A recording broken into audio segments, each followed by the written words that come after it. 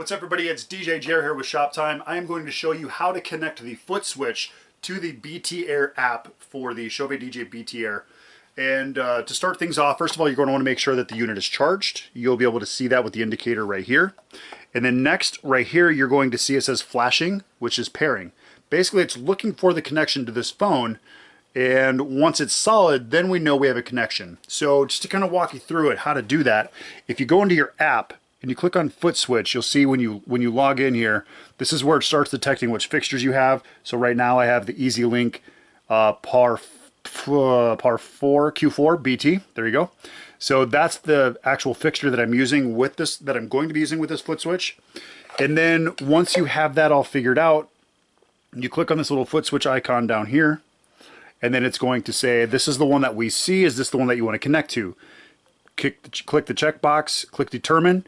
And now you're going to see that light that was flashing is now solid. Basically, it's saying, I can see this. Now, the thing you need to keep in mind is if you start clicking around on this thing and you're not actually in the program section, it could crash your app. So to kind of show you what that looks like. All right, so right now it's not doing it, but again, you could run into an issue where it could crash your system.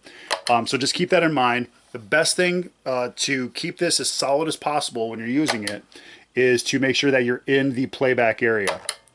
And you'll actually be able to see, as I'm clicking this, you'll be able to see the different scenes that we built within the app. So when I click that again, I click blackout, it's going to black out the fixtures, and then turn it back on, and then you got your unit going again. So again, this is a really cool unit.